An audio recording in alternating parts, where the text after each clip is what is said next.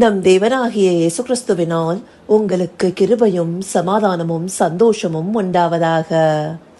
இந்த மாதத்திற்கு தேவன் அருளி செய்த வார்த்தை தேவனுடைய ஊழியக்காரன். அதை குறித்த முன்னுரையே நேற்றைக்கான வேத பகுதிகளில் பார்த்தோம். இன்றைக்கு இந்த தேவ ஊழியக்காரன் பிரித்தெடுக்கப்படுவதை குறித்து ஒரு தலைப்பின் கீழாக பார்க்க போறோம். அந்த தலைப்பானது தேவனுடைய ஊழியக்காரனாக உருவாக்கப்படுவது அல்லது பிரித்தெடுக்கப்படுவது. ஒரு மனிதன் தான் தேவ ஊழியன் ஆக போறான்னு சொல்லி முன்னமே அறிந்து வைத்திருக்கிறது இல்ல. சாதாரணமாக ஒரு மனித வாழ்க்கை வாழ்ந்துட்டு இருப்பாங்க.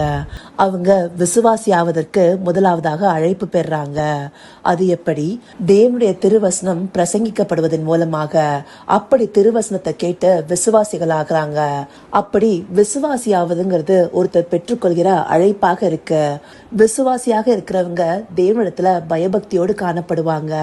ஆனா அவங்க தன்னுடைய தேவைகளையும் தங்களுடைய விருப்பங்களையும் முன்வைக்கிறவர்களாக இருப்பாங்க. இதை நாம புரிந்து கொள்ளும் போதே தேவனுடைய ஊழியக்காரனுக்கான வித்தியாசம் என்னன்னு புரியும்.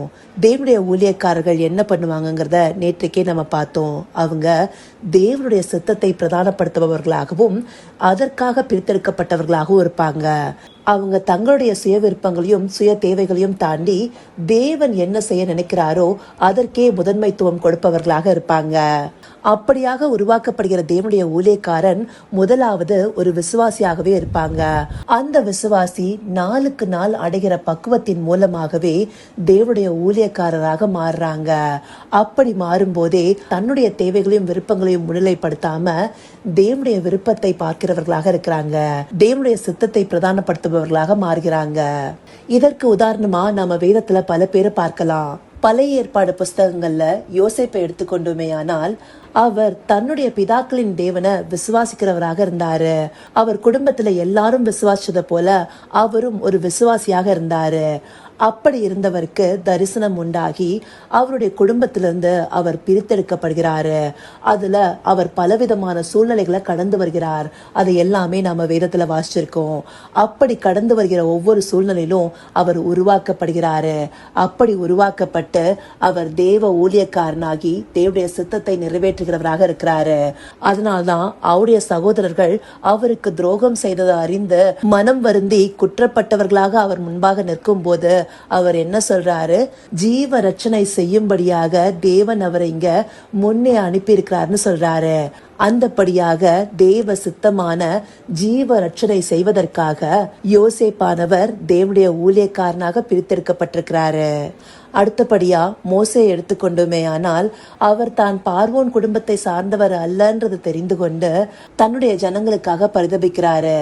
அவர்கள் கடினமாக நடத்தப்படுவதை பார்த்து ஒரு பாவம் செய்யறாரு. அந்த பாவத்திற்கு பயந்து விலகியோடி மீதியான் தேசத்துல இருக்கிறாரு. அங்க 40 வருஷம் தங்கி ஆடு மேய்க்கிறவரா இருந்த அவரிடத்துல தேவன் முச்செடியின் மத்தியில அக்கினி ஜுவாலையாக வெளிப்படுகிறாரு. அப்படி வெளிப்பட்ட போது தேவன் அவரிடத்துல என்ன சொல்றாரு? அவர் ஆபிரகாம், ஈசாக்கு, யாக்கோபு என்கிற பிதாக்களுடைய தேவன் சொல்லி தன்னை மோசேக்கு முன்பாக வெளிப்படுத்துகிறாரு. அப்போ மோசே தேவனை விசுவாசிக்கிறவராக இருக்கிறாரு. அப்படி விசுவாசியாக இருக்கிற அவருக்கு தேவன் தன்னுடைய சித்தத்தை வெளிப்படுத்துறாரு. அவர் சாதாரண விசுவாசியா இருந்தபடினால அதை ஏற்கிறதுக்கு அவர் முழு மனதா இல்லாம இருக்கிறாரு. அதனால்தான் நான் திக்குவாயும் மந்தனாவும் உள்ளவனா இருக்கேன், நான் இதை எப்படி செய்வேன்னு சொல்லி தேவனத்துல அநேக கேள்விகள் கேட்கிறாரு. ஆனா காலப்போக்குல தேவன் அவர் கூட இடைப்பட அவர் தேவனோடு நெருங்கிய உறவுல தேவனால உருவாக்கப்படுகிறவரா இருக்கிறாரு. அந்தபடியாக தேவ சித்தம் செய்கிற தேவனுடைய ஊழியக்காரனாக மாறுகிறாரு. தேவனால உண்மையுள்ளவன்னு சொல்லி நற்சாட்சி பெற்றவராக இருக்கிறாரு. அந்தபடியா அவர் எல்லாவற்றிலிருந்தும் பிரித்தெடுக்கப்பட்டு தேவனுடைய ஊழியக்காரனாக உருவாக்கப்பட்டிருக்கிறாரு. அதே போல புதிய ஏற்பாடை எடுத்துக்கொண்டோமே ஆனால் ஆண்டவரோடு கூட இருந்த 12 சீஷர்களும் பிரித்தெடுக்கப்பட்டதை நம்ம அறிந்திருக்கிறோம். இதுல ஆண்டவராகிய இயேசு கிறிஸ்துவோடு இல்லாம இருந்த போதும் பவுலடியார் எப்படி பிரித்தெடுக்கப்பட்டிருக்கிறாரு? அவர் தேவனை விசுவாசிக்கிறவராகவே இருந்திருக்கிறாரு. ஆனா ஆண்டவராகிய இயேசுவ கிறிஸ்துன்னு ஒப்புக்கொள்ளாம இருக்கிறாரு. அதனாலதான் தேவ சபைய துன்பப்படுத்துகிறவராக இருந்தாரு. அவருக்கு ஆண்டவராகிய இயேசு கிறிஸ்து இடைப்பட்டு நீ துன்பப்படுத்துகிற இயேசு நானேன்னு சொன்ன போது பவுலடியார் நான் என்ன செய்ய சித்தமா இருக்கிறீர்னு கேட்கிறாரு. அப்படியாக அவர் கேட்ட பிற்பாடு அவர் தேவனுடைய சித்தம் செய்வதற்காகவே பிடித்தெடுக்கப்பட்டவராக மாறுகிறாரு. அவர் இஸ்ரவேலருக்கும் புறஜாதியருக்கும் ராஜாக்களுக்கும் தேவனை பற்றி அறிவிக்கிறவராக இருக்கிறாரு. சுவிசேஷத்தை அநேக இடத்துல சேர்த்தவராக இருக்கிறாரு. நம்முடைய விசுவாசத்துக்கு அடித்தளம் போட்டவராகவும் இருக்கிறாரு. அந்தப்படியாக அழைக்கப்பட்ட விசுவாசியாக இருக்கிறவங்க தேவனிடத்துல அதிகமாக ஐக்கியப்பட்டு சில கடினமான பாதைகளை கடந்து வந்து உருவாக்கப்படும் போது தேவனுடைய ஊழியக்காரனாக மாறுறாங்க. தேவ சித்தத்தை பிரதானப்படுத்துபவர்களாக இருக்கிறாங்க. இப்ப நாம நிதானிக்க வேண்டியது, நாம எந்த கட்டத்துல இருக்கோம்? நம்முடைய தேவைகளை முன்னிலைப்படுத்தி தேவனிடத்துல பயபக்தியா இருக்கும் ஒரு விசுவாசியாகவா, இல்லது தேவனிடத்துல அதிகமா ஐக்கியப்பட்டு சில கடின பாதைகளை கடந்து வந்து அவரால் உருவாக்கப்பட்ட தேவனுடைய ஊழியக்காரனாகவா? விசுவாசியாக இருப்பதற்கும் மேலாக தேவனுடைய ஊழியக்காரனாவது எவ்வளவு பெரிய பாக்கியம்! அதை நாம ஒவ்வொருவரும் பெற்றுக்கொள்ள வேண்டாமா? அதற்கு தேவனிடத்துல நாம காண்பிக்க வேண்டியது அர்ப்பணிப்பு. அந்த அர்ப்பணிப்போடு கூட அவருடைய சித்தத்தை செய்கிற வாஞ்சை. இது நம்மிடத்துல காணப்படும் போது தேவன் நமக்கு இடைப்படுபவராக, நம்மை எடுத்து பயன்படுத்துபவராக இருப்பாரு. அந்தப்படியான தேவ ஊழியக்காரனாக இருப்பதற்கு அவரை நோக்கி பார்ப்போமா?